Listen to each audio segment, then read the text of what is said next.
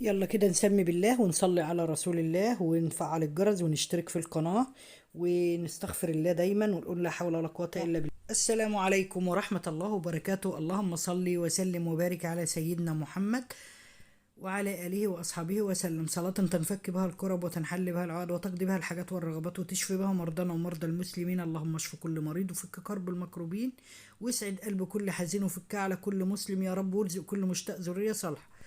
النهارده هنعمل مع بعض طبعا روتين جامد للطيور. طبعا زي ما انتم شايفين كان مكانهم مش كويس خالص، احنا نضفنا لهم وظبطناهم اهو.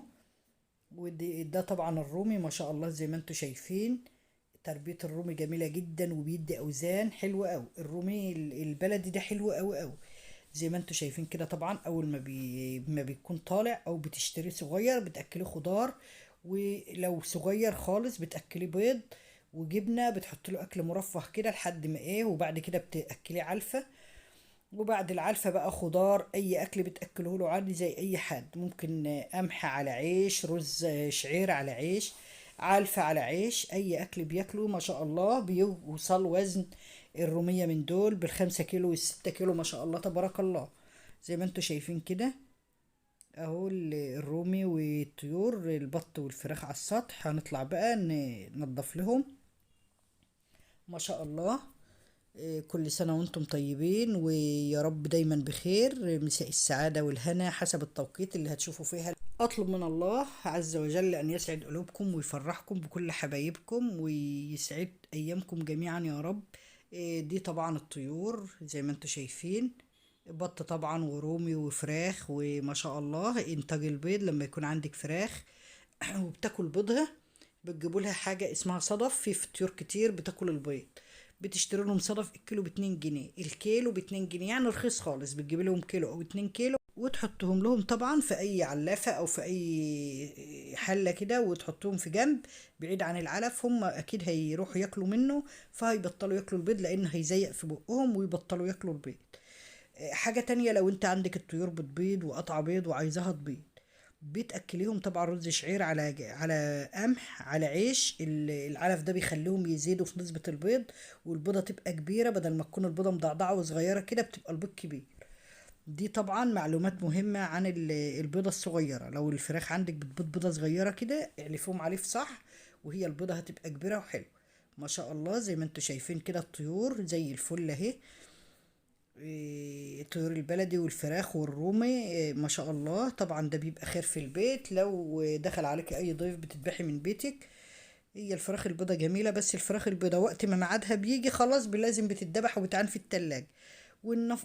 طبعا اللي بيبقى في التلاجة ده بيبقى العظم بتاعها احمر مش حلو. لكن طيور زي البلدي كده ببيتك، بط فراخ رومي ده بيفيدك قوي وبيبقى موجود في بيتك. دخل عليك اي ضيف عندك اي ظروف بتذبحي من بيتك وما بتحتاجيش انك تطلعي بره ولا تجيبي حاجة من بره.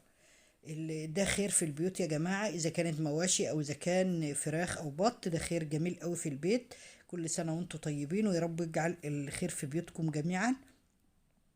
زي ما انتم شايفين كده ما شاء الله. بتعلفيهم علف حلو وبتلاقيهم قدامك، ودايما تغير المية.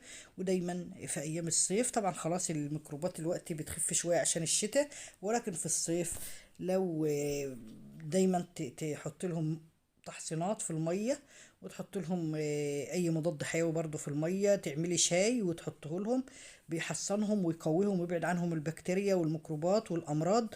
بتعصري او تضربي شفشق ليمون بقشره في الخلاط وتحط لهم في المية اللي هيشربوها، بيقويهم ويخلي يمنع عنهم اي بكتيريا او اي ميكروبات. زي ما انتم شايفين ما شاء الله صحتهم حلوة وزي الفل هم. كل سنة وانتم طيبين وفرحانين بكل حبايبكم ما شاء الله. شايفين الفراخ انتاج البيض عالي وحلوين قوي. الفراخ خير وجميلة قوي في البيت. لما بتقومي كده تلاقي 5 6 بيضات او 10 بيضات في القفص او زي ما انت عامله لهم حاجة يبيضوا فيها، نفسك بتتفتح وبتفرحي قوي لما بتلاقي الخير في بيتك ما شاء الله تبارك الرحمن. زي ما انتم شايفين كده الفراخ خير ونعمة كبيرة في البيت. بتلاقي بيضة تأكلها لأولادك. والبيض البلدي طبعا لا يعلى عليه. بيض الدكان طبعا غالي ومفيش فيه أي فايدة. لو قعد ساعات تجيب البيض وتيجي تسلقيه اتكسر في المية وبيبقى مش حلو.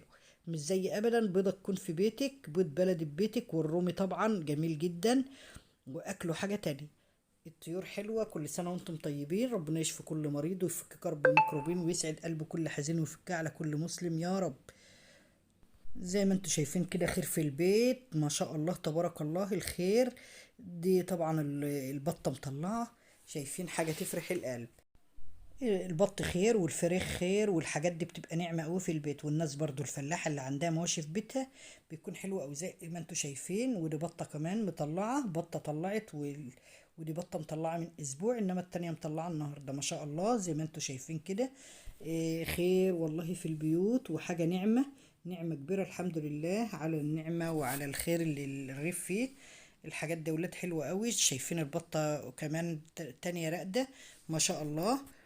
اهي نكتت الريش على البيض بتاعها، طبعا بيضة كمية كبيرة زي ما انتوا شايفين. طبعا هي لما بتشوف حد داخل بقى بتروح ايه طفشة وسايبة البيض. بس شوية بقى اول ما نخرج من الأوضة بتيجي ترقد عليه تاني، زي اي ام بتخاف على ولادها وبتدور على ولادها. تشوفوها دلوقتي اول ما بتبقى حيرانة وقلقانة على بيضها في دماغها ان حد هياخده، كأنك بتاخدي ولاد. يعني مش بس الاحساس والشعور بتاع الام عند الحيوانات اكتر من القطة بتعدي بولادها 7 سطوح، تشيلهم كلهم في بقها كده وتحولهم من مكان لمكان. محدش بيسيب ولاده ولا حد، حتى الحيوانات بتحافظ على ولادها وبتخاف على ولادها. شايفين بتتلفت خايفة طبعا على ولادها، وخلاص طبعا بدأت تطمن بقى وتطلع عند ولادها أو عند بيضها لحد ما بترقد عليه وبتطلعه. ما شاء الله تبارك الله. لازم تنضفي حوالين القفص أو المكان اللي انت مرقدة فيه الطيور، علشان بيبقى فيه يجي حاجة ايه زي فاش كده بياكل في الجسم لو النفر طلع عندهم، لو ما نضفتش حوالين الطيور. او الحمام بيجي عندهم حاجات بتتعب الناس، لو حد طلع عنده طيور وكده بينزل متبهدل. فالنظافة للطيور اهم شيء، لازم طيورك يبقى حواليها نظيف وفي مكان نظيف علشان ما تجيبش حاجة تأذيكم، او يبقى في ميكروبات تأذيهم هم كمان، لان بتاع الفاش ده اللي بيجي في الصيف بيبهدلهم وبياكل جسمهم وبينشفهم، ممكن يسبب في موتهم. فأهم شيء من الحيوانات أو إن الطيور دي النظافة، حتى لو مواشي برضو لازم النظافة. النظافة هي كل شيء في أي مكان ولأي حاجة. لازم النظافة يا جماعة. في مكان نضيف نفسك بتتفتح ليه، حتى الطيور اما النفر بيطلع ينظف لهم ويكنس لهم تحس انهم زادوا وفرحوا كده، تحس انهم فرحانين ان انت نظفت لهم المكان. حتى لو مواشي بهايم يعني بتحس لما بتكنسي لهم تحس انهم بيفرحوا كده ويبصوا لك كده فرحانين من انك نظفت المكان ليهم. والطيور برضه اما النفر يكنس الاوضه كده ويطلع للطيور تحس يا سلام، شكلهم بيبقى جميل كده وبيزيدوا كمان. النظافة أهم شيء للطيور علشان يتعافوا وما يبقاش عندهم بكتيريا ولا عندهم أي ميكروب.